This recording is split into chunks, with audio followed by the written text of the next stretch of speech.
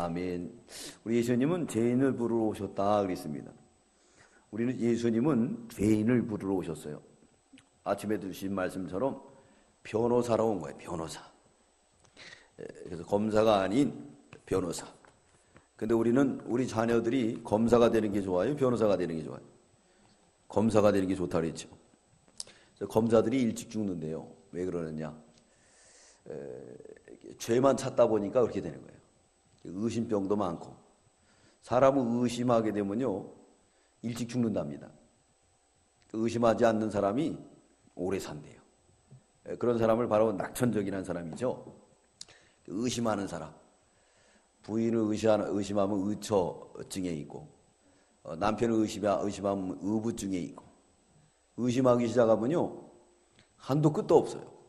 그러다 사람을 죽이기도 하고 또 자기도 죽게 되는 거예요. 그러니까 의심하지 말아야 돼요. 마음에 의심하는 그런 마음을 가지지 말아야 됩니다. 근데 오늘날 우리 사회가 의심병이 얼마나 많아요. 그래서 세계에서 소송이 제일 많은 나라가 우리나라예요.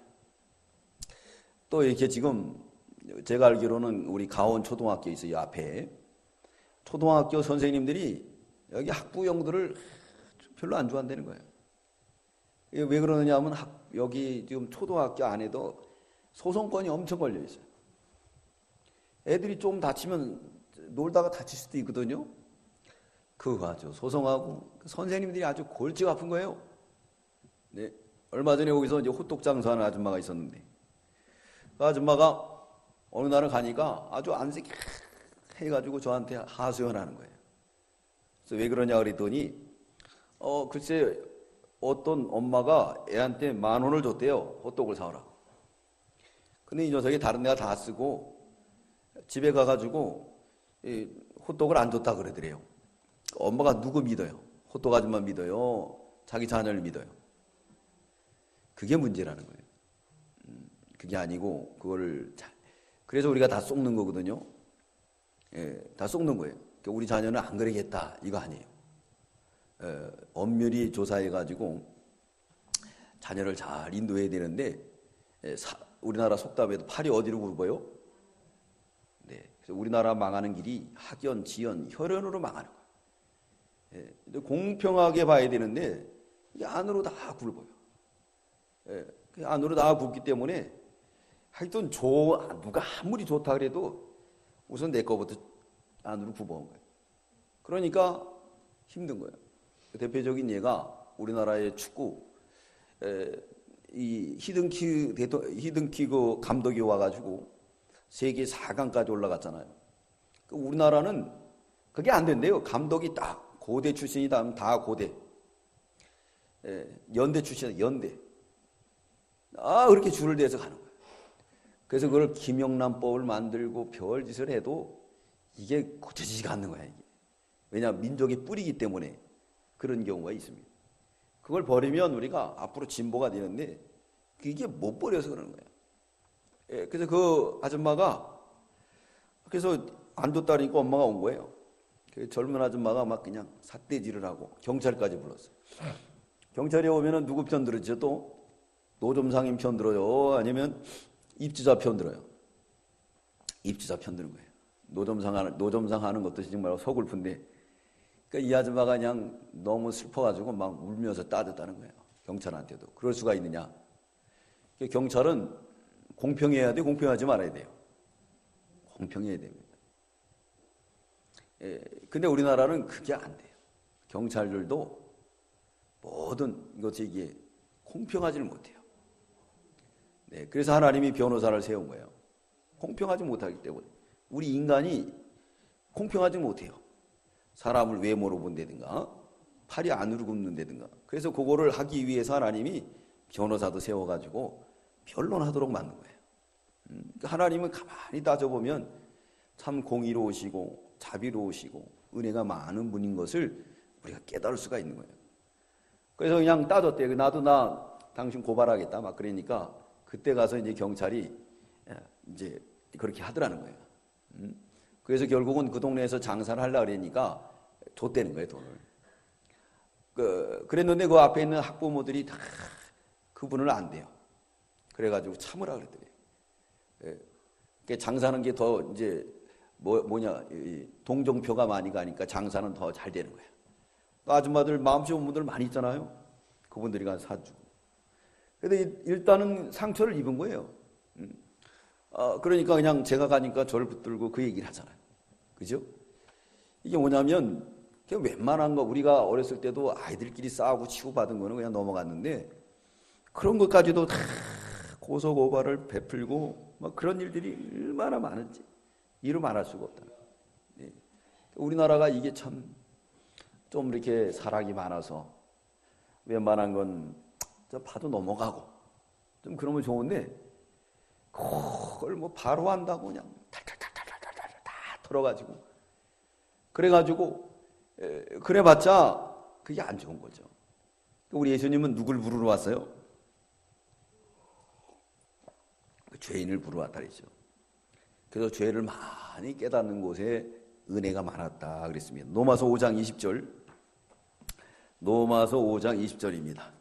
로마서 5장 20절. 로마서 5장 우리 20절.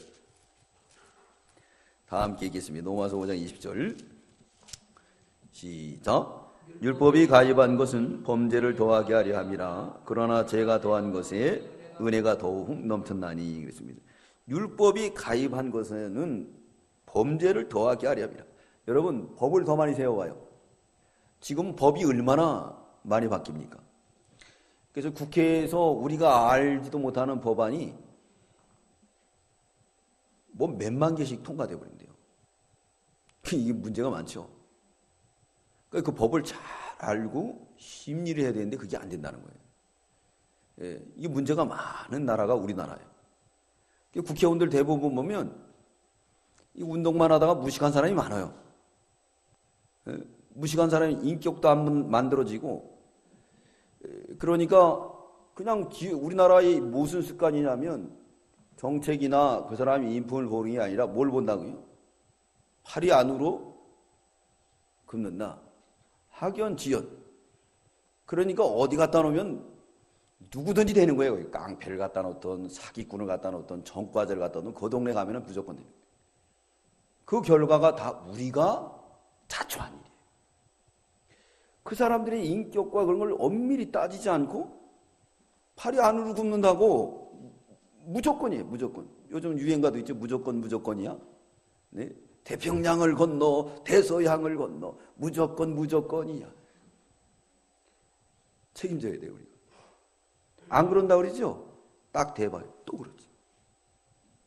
문제가 많은 거야. 그 사람이 인격이나 인품 그리고 정책을 잘 봐야 되는데 그걸 모르고 무조건. 그러니까 그런 깡패들이 하다못해 공산당이 국회에 들어가가지고 옛날에 그 통진당 이석기도 들어가 있었잖아요.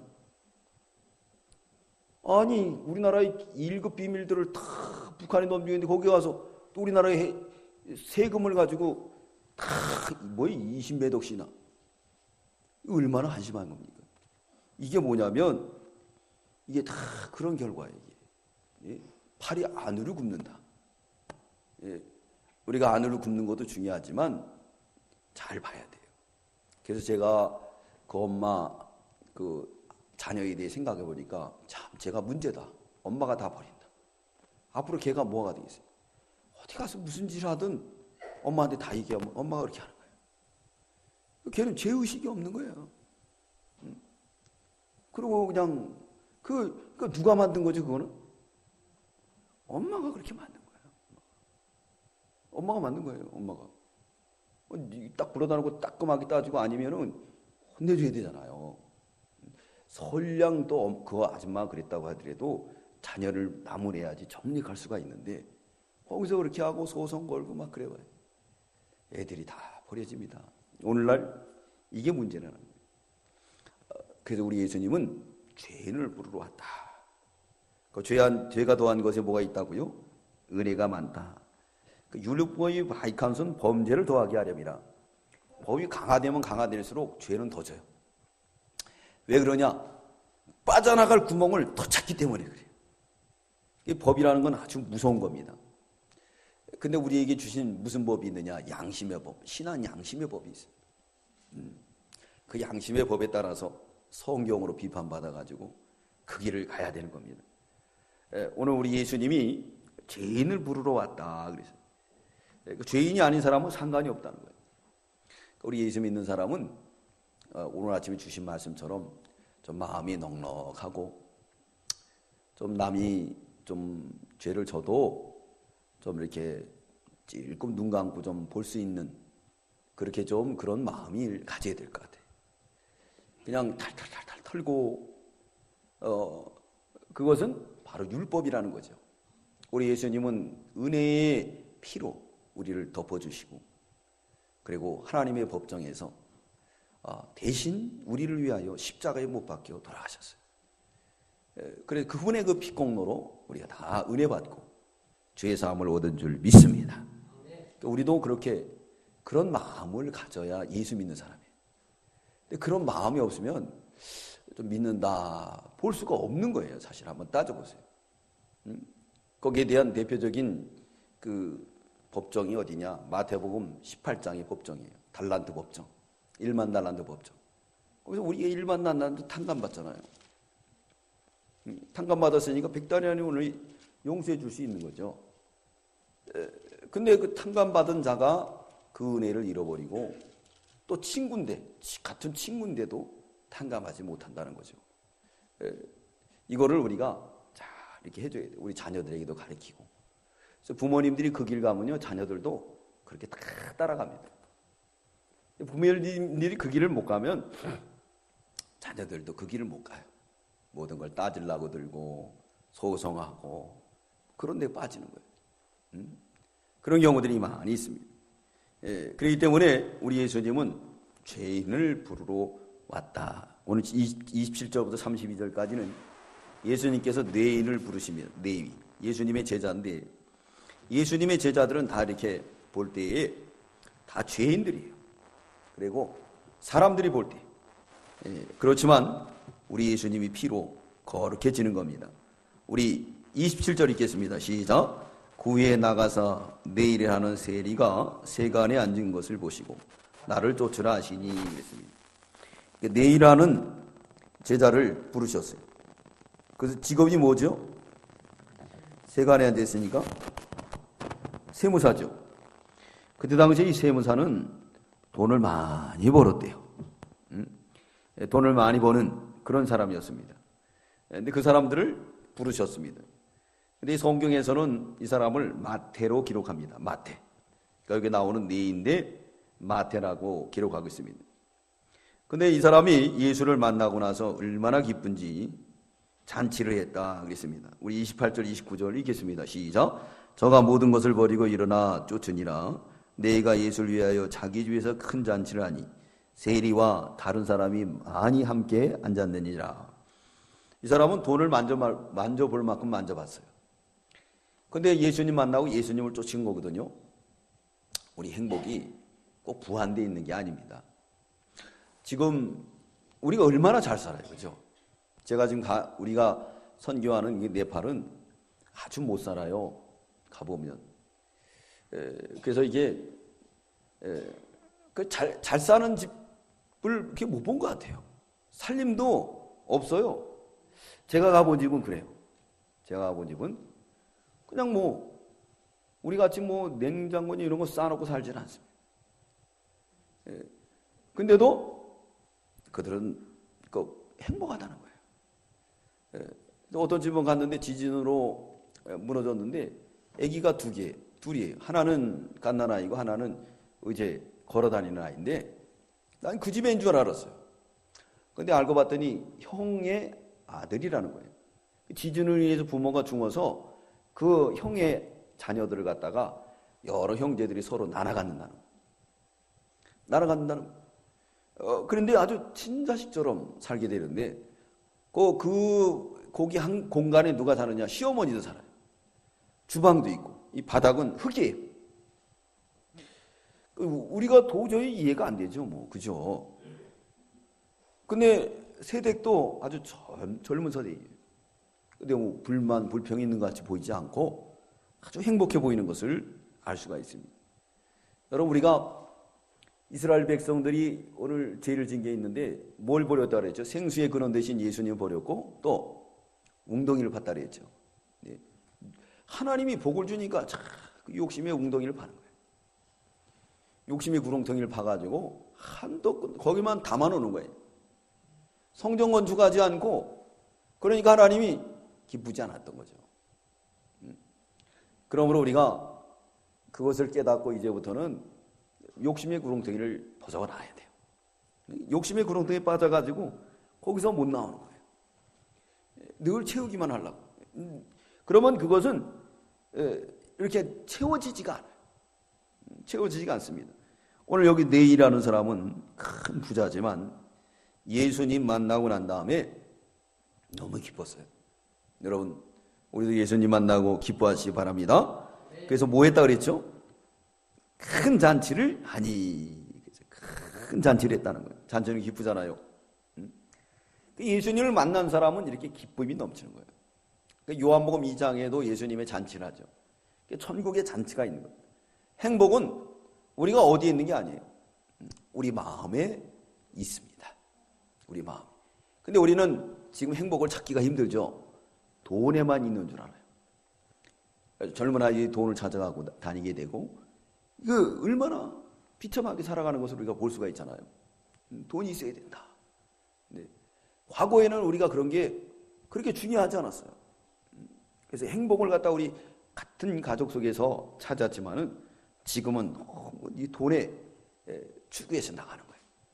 이것을 정치인들은 이용해가지고 자기의 야망을 채우기고 대권을 잡기 위해서 아이들에게 뭘 가르쳐 정신세계를 파고드는 거예요. 그게 뭐냐? 금수저하고 흙수저예요. 그러면서 잘 사는 사람이 많아요? 못 사는 사람이 많아요? 그리고 못 사는 사람이 많죠. 그 아이들에게 자꾸 분노를 집어넣게 되고, 그게 바로 뭐냐? 그게 나쁜 선거운동을 하는 거예요. 나쁜 걸. 부모 원망하게 하고 불신하게 되고 사회가 아주 불신의 세계로 흘러가게 되는 거예요. 불신의 세계로. 이게 아주 나쁜 거예요. 우리가 다 태어날 때 성경에 보면 금수저, 흙수저가 아니에요.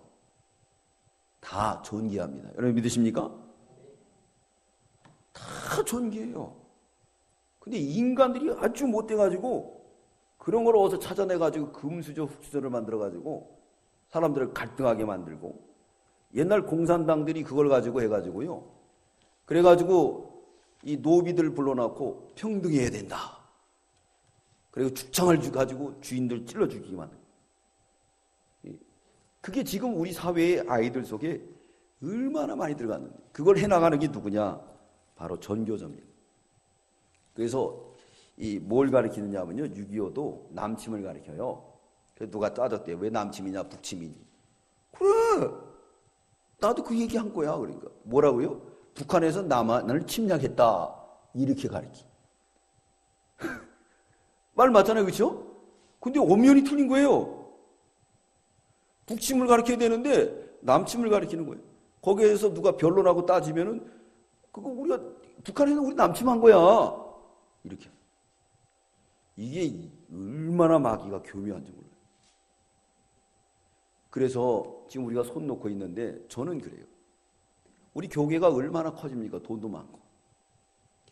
그러니까 자기 그냥 교회 짓고 막 수양관 짓고 이러지 말고 차라리 그런 걸 하자는 거예요. 우리 교단에도 마찬가지예요. 저도 우리 교단이 그 지금 의정부에 땅이 있는데 팔라 그래도 못 파는 거예요. 그런 거 팔아가지고 주님 올 때 쓰는 거예요. 선교에 써야지. 주님 부를 때 놔놓고 가면 어떡하겠어요? 선교하면 항교할 때 얼마나 많아요, 그죠? 예? 그런 거로 다 교육운동을 하고 그래야지 되는 겁니다. 우리가 우리 일제강점기 때도 선교사들이 교육을 시켰어요. 학교를 지어주고. 기독교인들이 그걸 해야 돼. 아이들에게 무상 학교를 만들어야 돼. 충분합니다, 이 큰 교회들은. 그런 거에 대해서 어머니들이 한 달에 하면은 막 기부금 내고 막 협력해요. 근데 그런 건 안 하고 순전히 그냥 강남에다 그냥 큰 교회 지고, 이게 그걸 우리가 해야 돼요. 그래서 사립학교. 정신여고 아주 중요하잖아요. 거긴 채플도 있고 요즘 학교도 채플이 없어요. 옛날에 채플이 있어가지고 얼마나 좋았어요. 예배드리고. 네. 이런 거를 우리가 해야지만이 될 때예요. 해야지만 될 때. 저희도 선교원 하다가 이제 그만뒀는데 사실은 우리도 그런 걸 해야 돼요. 아이들에게 하나님이 기뻐하는 일이. 그때도 우리 시작했는데 몰랐는데 어떻게 그냥 애들이 모아졌어요. 누구는 이게 돈을 투자해야지만 되는데 우리는 투자도 안 했는데도 이렇게 모아진 거거든요. 하나님이 기뻐하는 일이에요. 교육 사업이. 성경을 가르치고 네, 거기에다가 우리가 투자를 많이 해가지고 가르치게 됩니다. 그래야지 앞으로 미래에 정말 밝아져요. 그래야지 칼빈 같은 신학자, 마틴 루터 같은 신학자, 최곤능 목사님 같은 그런 전도자가 나오는 거예요. 이런 걸 안 하면 정말 우리나라의 미래가 없다는 거죠. 왜? 정체성이 없으니까. 뿌리가 없으니까. 교과서도 얼마나 많이 바뀌었습니까? 예? 정체성이 없어요. 예. 일본 사람들은 독도도 지네 땅이라고 막 지금부터 애들 가르치잖아요. 예. 그리고 뭐 이를테면 우리나라를 갖다가 침략한 게 아니고 우리나라를 도와줬다. 뭐 그렇게 합리화시켜서 가르치고.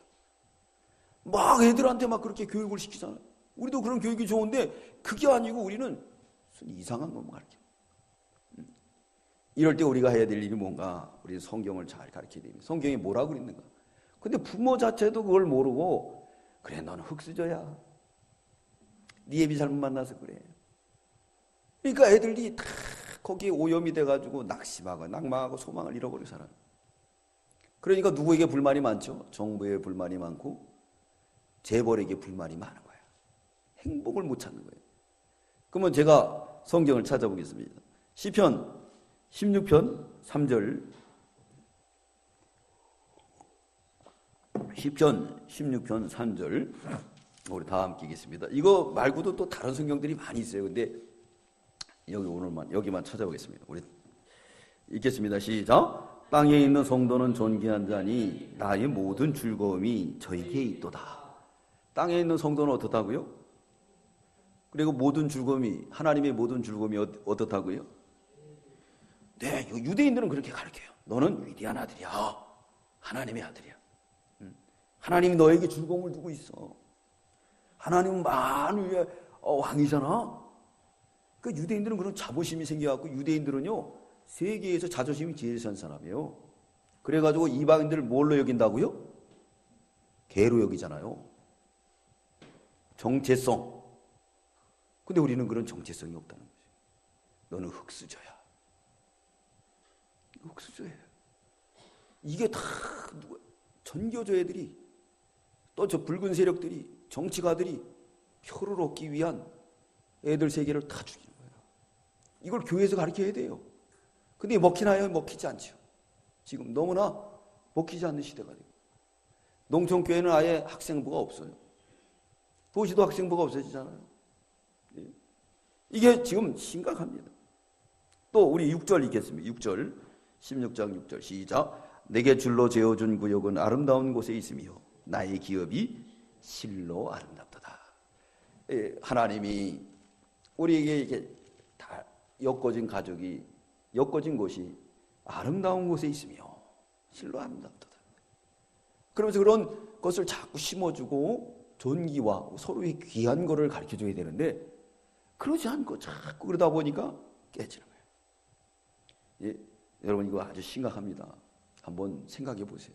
우리나라가 어디로 가고 있으며 지금 이렇게 된 게 이유가 뭔가를 한번 생각을 해봐야 돼요. 이렇게 가다 보면 이제 우리나라는 망해요. 우리 세대가 지나가면요 망하게 돼 있습니다. 왜? 아이들은 정체성이 없어요. 예. 그렇기 때문에 안보에 대한 것도 불감증이에요. 전혀 생각하지 않아요. 예. 생각하지 않습니다. 예. 생각하지 않아. 누가 와도 좋다는 거예요. 예. 그러면 이제 끝나는 거예요. 그렇기 때문에 우리가 이것을 잘 가르치고 이걸 해야 돼요. 그러니까 존귀한 거예요. 얼마나 사람이 존귀해요. 그렇죠? 우리가 네팔 같은 게 못 사는 나라에도 부모님을 형제를 존귀하게 여기고 내게 줄로 재온 그게 아름다운 곳에 있으며 귀중한 걸 여기고 그래야 되는데 우리도 과거엔 그랬죠. 그러나 지나면서 욕심의 구렁텅이를 파놓고 거기에 채우고 채우고 또 채우고 또 채우고 또 채우고. 그걸 이용한 이 붉은 용의 세력들이 넌 흙수저야! 넌 불행해! 그리고 재벌들이 잘못된 거야! 그러면서 자꾸 그런 걸 집어넣어 주는 거예요. 그 정신세계에 그게 빠지다 보니까 아이들이 불만만 가득하는 거예요. 진정한 행복을 찾을지 못하는 거예요. 하나님이 우리에게 행복을 주셨어요. 그 행복을 우리가 찾아야 된다는 거죠. 네, 여기 성경에서 말씀하고 있는 거예요. 자, 그래서 그걸 보여주는 게 누구냐? 여기 아주 부자인 네이가, 이 네이라는 사람이 큰 부자예요. 근데 만족함이 없었던 거예요. 그러다 예수님을 만나니까 너무 좋으니까 큰 잔치를 베풀었다는 거예요. 성경에 그렇게 교훈하고 있는 거예요. 예수님을 만나니까 얼마나 좋은지 그 마음이 잔치집이 되어버렸어요. 그래가지고 어떻게 했느냐? 이제는 모든 것을 버리고 일어나 쫓으니라. 다 버리고 예수님을 쫓은 거예요. 그러니까 누가도 의사지만 예수님 만나고 나서 바울을 쫓아다녔죠. 마가 요한도 엄청 부자예요. 마가의 다락방을 빌려줄 정도로. 거기에 몇 명이 모여서 집회를 했죠. 사도행전 1장에 보면 몇 명이 모였다 그랬어요? 120명. 그러면 이 정도 건물은 가져야 돼요. 화장실 있고 먹고 마시고 잘려면. 그죠? 그렇게 큰 건물의 주인이면서도 불구하고 예수님 만나고 선교 여행을 다닙니다. 훗날 이 마가 요한은 순교까지 갔습니다. 진정한 행복을 찾은 거죠. 근데 누가 생각하기에 그렇죠. 그게 무슨 행복이냐? 아니에요. 예수님 만나본 사람은 그것이 틀리는 거죠. 여러분, 우리도 예수 믿는 사람으로서 우리 마음에 늘 잔치집이 이루어지기를 주의 이름으로 축원합니다. 네, 땅에 있는 성도는 다 중요해요. 하나님 볼 때. 이 만물 하나까지도 다 주님이 중요하게 보는 거예요. 근데 왜 우리가 그걸 판단하고 그렇게 합니까? 그래서 뭐라 그러죠? 네가 입법자냐? 네가 입법자냐 이거예요. 우리는 누구를 판단하고 정죄하기보다는 하나님이 다 입법자고 하나님이 하시는 거예요. 그리고 남의 행복을 빼앗을 권리가 없는 거예요. 그렇게 해가지고 남의 행복을 빼앗는 거예요. 너는 흙수저다. 남의 행복을 다 사탄이 그러는 거거든요. 하나님이 주신 우리의 행복. 이 놀라운 행복이 우리 속에 있는데 근데 그 행복을 찾지 못하고 사탄이 와가지고 너는 불행한 자야. 그러면서 자꾸 에덴 동산에 찾아왔을 때 하와에게 그 얘기하는 바람에 하와가 그걸 따먹고 아담도 따먹으니까 그 다음부터 에덴 동산이 전에는 기쁨의 동산이었는데 뭘로 변했죠? 서로 원망하고 또 어떻게 했죠? 하나님을 숨는 것, 그리고 또 추워서 서늘해지는 그런 곳이 바로 돼버리고 말았어요. 기쁨을 마귀가 뺏어가는 거예요. 여러분, 이걸 우리가 알아야 돼요. 그래서 우리 자녀들에게 이걸 존귀한 거 가르쳐. 너는 귀한 사람이다. 우리에게는 이게 아름다운 줄로 재어진 거야. 그래서 그걸 자꾸 얘기해 주면은 그러면 기쁨이 오게 되는 거예요. 그것은 돈을 주고도 살 수 없는 것이 되는 겁니다. 네, 잔치가 이루어지는 거예요. 오늘 30절 읽겠습니다. 시작. 바리새인과 우리 본문 30절 읽겠습니다. 시작. 바리새인과 저희 서기관들이 그 제자들을 비방하여 가로되 너희가 어찌하여 세리와 죄인과 함께 먹고 마시느냐. 네, 그랬더니 이 사람이 뭐라 그랬죠? 비방했다 그랬죠. 그러니까 이 세상 사람들은 비방을 잘해요. 그 한마디로 말해서 금수저들이 그러죠. 그래서 흙수저를 무시하는 거예요. 네? 근데 그렇게 흙수저, 금수저 나는 사람들이요. 그러면서 이 부자들을 갖다가 원망하게 만든 사람들이 다 어디 사느냐? 다 강남 살아요. 그죠? 다 강남 살아요. 그렇게 돼 있어요. 미국을 제일 미워한다고 미화시킨 사람들이 다 미국에다 자녀들은 다 갖다 놓고 거기다 집 사놓고 여기 핵전쟁이라면 글로 튀려고 다 해놨어요. 근데 그걸 모르고 그걸 따라가는 우리가 문제가 많다는 거죠. 네. 이게 우리가 문제가 많은 거예요. 그런데 우리가 속지 말아야 돼요. 속고 그런데 빠지면 안 됩니다. 그 사람들은 늘 비방해. 여기서 비방했다 그랬잖아요. 세리와 죄인과 함께 먹고 마시느냐. 근데 10편 16편 3절에 뭐라 그랬죠? 하나님은 땅에 있는 성도는 존귀한 자니 나의 모든 즐거움이 저에게 있도다. 아멘. 여러분 믿으십니까? 네, 그렇잖아요. 근데 이들이 나눈 거예요. 세리와 저 죄인들이라고 지네들이 나눈 거예요. 그래서 하나님 뭐라 그랬죠? 네가 무슨 소리 하느냐? 네가 입법자냐? 왜 네가 판단하느냐? 이렇게 하나님 말씀하신 거예요. 언제든지 사람이 나눕니다. 비방하면서. 그건 예수 믿지 않는 사람들. 예수 이 바리새인과 서기관들처럼 그 마음에 전혀 사랑이 없어요. 그 마음에는 웅덩이 같이 가득 파놓은 것이 있어서 채워도 끝이 없는 교만과 아집과 자기로만 가득 차 있는. 그래서 남을 피를 빨아먹는 거머리와 같은 거예요. 자기만 잘 살면 되는 거예요. 그러니까 이렇게 나누는 거 아니에요? 여러분, 우리가 사람을 판단하면 안 돼요. 저도 철저히 회개한 적이 있는데 지금도 늘 간증을 합니다.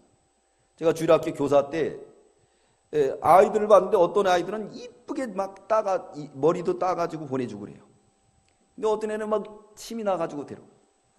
그때는 우리가 다 데리고 와서 애들 가르쳤으니까. 근데 이상하게 사람이 마음이 이쪽으로 편견이 가는 거예요. 근데 어느 하나님이 저를 혼내키시더라고요. 그때부터 깨닫고 그건 아니구나. 그걸 깨닫게 된 거예요. 땅에 있는 성도는 장애자든 노인이든 또 어린 사람이든 존귀한 사람들이 다 하나님 보태 어떻다고? 존귀하다. 사람이 나누지 못하는 거예요. 그걸 나누는 그 순간에 벌써 나는 죄를 짓는 거예요. 절대 나누면 안 돼요. 하나님 지으신 물건에 대해서 절대 우리가 이렇게 비방하고 그러면 안 됩니다. 그걸 우리 예수님이 알았죠. 그래서 뭐라 그러느냐? 우리 31절 32절 읽겠습니다. 시작. 예수께 대답하여 가라사대 건강한 자에게 의원이 쓸데없고 병든 자에게 쓸데 있나니 내가 의인을 부르는 것이 아니요 죄인을 불러 회개시키러 왔노라. 예수님이 일침을 가겠습니다. 나는 의원으로 왔는데 나는 병든 자가 필요해. 그러니까 바리새인 서기관들은 병 들었다 안 들었다? 안 들었어요. 그러니까 니네들은 나하고 상관없어. 가라는 거예요. 예수님하고 상관없는 사람 제일 불행한 사람이 어디 가죠? 지옥 가니까. 난 의인을 부르는 게 아니야. 죄인을 부르러 왔다. 예수님의 피로 우리를 구원하기 위해서 왔다는 거예요. 우리도 그런 마음을 가져야 될 줄 믿습니다. 오늘 35절부터 35절은 금식에 대한 교훈을 가르쳐주고 있는 거예요. 금식에 대한 교훈. 금식에 대한 교훈을 어떻게 가르쳐주냐. 우리 33절 읽겠습니다. 시작. 저희가 예수께 말하되 요한의 제자는 자주 금식하며 기도하고 바리새인의 제자들 또한 그리하되 당신의 제자 먹고 마시나이다. 그랬더니 왜 요한의 제자들은 금식했는데 너희들은 먹고 마시냐 이거예요. 그래서 예수님 뭐라 그랬냐면 먹기를 잘하는 사람이니까 뭐라고요? 탐욕자요. 탐욕자라는 거예요. 그리고 예수님이 또 금식하면 뭐라 그러죠? 귀신 들렸다고 그래요. 이 사람들이 이렇게 얘기하고 저렇게. 네. 아주 그 습관적으로 뭐가 박혀 있는 거죠? 비방이 박혀 있는 거예요. 비방. 이건 못 고칩니다. 못 고쳐요. 뭘로 고치죠? 예수의 피로만이 고칠 줄 믿습니다. 마태복음 12장 우리 45절 읽겠습니다. 마태복음 12장 45절 읽겠습니다. 마태복음 12장 45절 시작. 이에 가서 저보다 더 악한 귀신 7을 데리고 들어가서 거하니 그 사람이 나중에 형편보다 더욱 심하게 되니라. 이 악한 세대가 또한 이렇게 되느니라. 이 말씀이 아니고 예수님을 그 말씀이 있죠. 먹으니까 먹었다 탐하고 어디에요? 갑자기 못 찾겠는데 마태복음에 있는데 예수님을 먹기를 탐하는 자요. 또 금식을 하니까 또 뭐라 그랬죠? 네. 또 귀신이 들렸다. 그렇게 예수님을 가져갔습니다. 마태복음 11장 우리 19절 읽겠습니다. 마태복음 11장 19절 읽겠습니다. 마태복음 11장 19절 시작. 인자는 와서 먹고 마시며 말하기를 보라 먹기를 탐하고 포도주를 즐기는 사람이요 세리와 죄인의 친구를 하니 지혜는 그 행함을 인하여 옳다함을 얻으리라. 예수님이 와서 먹고 마시니까 먹기를 탐하는 자라는 거예요. 예. 또 금식하니까 귀신이 들렸다. 그렇게 얘기했습니다. 18절 읽겠습니다. 11장 18절 시작. 요한이 와서 먹지도 않고 마시지도 아니하며 저희가 말하기를, 네, 요한보로는 귀신 들렸다는 거예요. 예수님 먹고 마시니까 예수님 뭐라고요? 먹고 탐하는 자다. 자기들이 법이야 만들어가지고 이리 붙이고 저리 붙이고. 네. 이런 사람은 고치기가 힘들어요. 고치는 방법은 예수님께로 와야 됩니다. 예수님 누구를 부르러 왔다고요? 네, 내가 죄인입니다. 하나님 법정에 죄인으로 오게 되면 예수의 피로 다 가려져서 그 못된 버릇이 고쳐져요. 그래서 새로운 눈이 떠지게 됩니다. 세상을 새롭게 봐요. 사람들을 비방할까요, 안 할까요? 비방을 하지 않고 존귀하게 여기죠. 하나님이 지으신 존귀한 사람, 내가 이 사람을 비방하면 되겠네요. 존귀하게 보게 되어 있습니다. 아멘? 바로 그렇게 되어 있는 거예요. 오늘 여기서 예수님이 와서 이렇게 먹고 마시니까 왜 세례 요한의 제자들은 금식하는데 너네는 안 하냐 이거예요. 근데 그들이 뭐라 그래서 세례 요한을 전에는 귀신 들렸다. 또 예수님이 먹고 마시니까 먹기를 탐한다. 그렇게 얘기한 거예요. 그래서 예수님이 거기에 대한 답변이 뭐라 그랬냐면, 내가 이 세상에 혼인집 가면은 즐겁고 기쁘니까 먹는 게 당연하지 않느냐. 예화적으로 말한 거예요. 우리 예수님이 이 세상에 온 걸 신랑 대신 예수님으로 온 거예요. 그리고 예수님을 만나면 오늘 주제가 뭡니까? 네이가 예수님 만나서 뭐 했어요? 뭐 했다 그랬죠? 큰 잔치를 했다. 큰 잔치.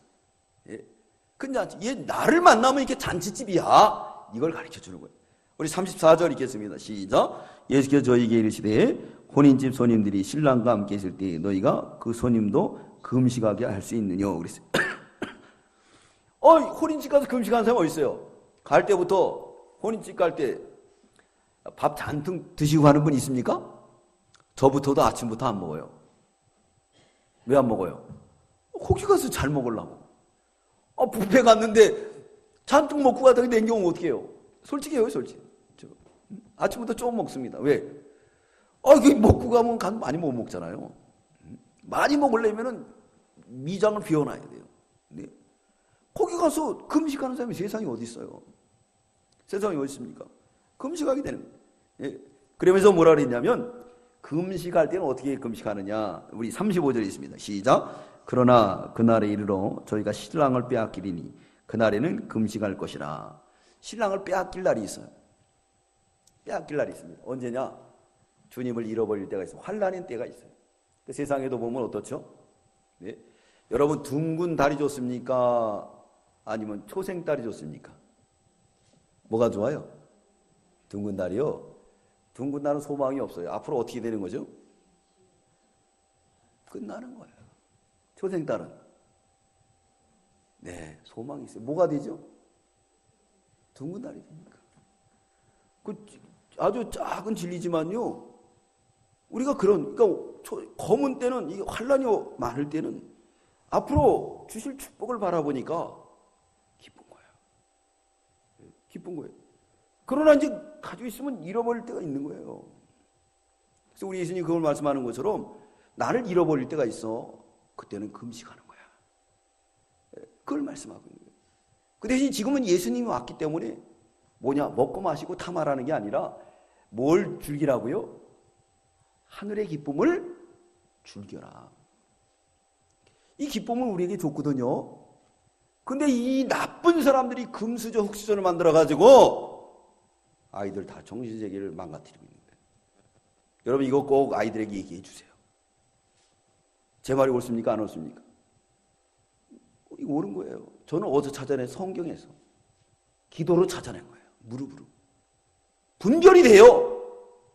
우리가 성경을 바로 알고 기도하고 양심을 바로 써서 나가면은 반드시 마귀 역사와 하나님의 역사가 딱 분별이 돼요. 누가 가르쳐줘서 하는 게 아니에요. 성령이 가르쳐주는 거예요. 딱 보면 압니다. 이건 마귀 역사다. 그러지 않은 사람은 마귀 역사 따라가는 거예요. 누가 가르쳐줘서 된 게 아니라 이건 성경을 통해서 성령이 가르쳐주는 거예요. 여러분 믿으시기 바랍니다. 그렇기 때문에 제 성경을 많이 읽으려 하잖아요. 그래서 우리 요한복음 끝나가지고 이제부터는 계시록이 시작됐는데, 계시록에 보면 1장 3절에 계시록의 키가 있어요. 거기 뭐라 그러죠? 이 예언의 말씀을 읽는 자, 듣는 자, 행하는 자는 뭐 있다고요? 복이 있다. 계시록을 다 풀 수가 있어요.